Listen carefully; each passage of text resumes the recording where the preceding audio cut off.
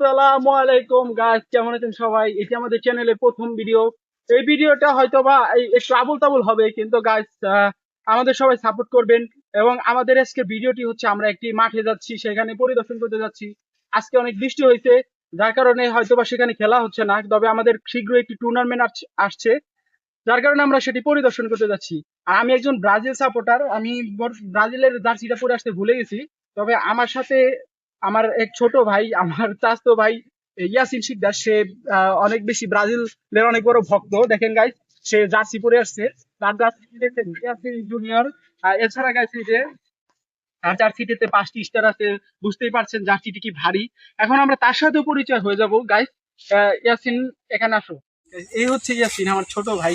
আমরা ছোটবেলা থেকেই, সে ছোট থেকে আমার সাথে আমার অনেক ভক্ত। এছাড়া আমরা ছোট থেকে আমরা অনেক জায়গায় ঘুরতে গেছি, অনেক মজা করছি। এছাড়া আমরা দুজনই অনেক ব্রাজিলের পাগলা ভক্ত। খুব শীঘ্রই আমরা ব্রাজিলের জার্সি পরা ভিডিওটা নিয়ে আসবো। এখন আপনার ইয়াসিনের সাথে কথা বলুন গাইস। বলো, ব্রাজিল সম্পর্কে তোমার ধারণা কি? দর্শকদের বলো, ব্রাজিল কি এবার বিশ্বকাপ জিততে পারবে? দর্শকদের সম্পর্কে কিছু বলো। দর্শকদের সামনে আমরা কি বলবো আর কি, মানে আশা সাপোর্টার সব চারপাশে সব আফাদে ভরে গেছে। তার জন্য দেখাতে হবে 5টা স্টার আছে আমাদের, মানে আমাদের লেভেলে নাই। এই যে এইসব সার্টিফিকেট আমাদের লেভেলে নাই, মানে এগুলো আমাদের ছোট ভাই।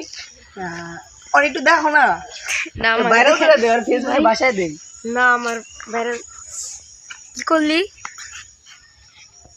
মানে এইগুলা মানে লেভেলেই নাই, লেভেলে কেউ আসতে পারবে না।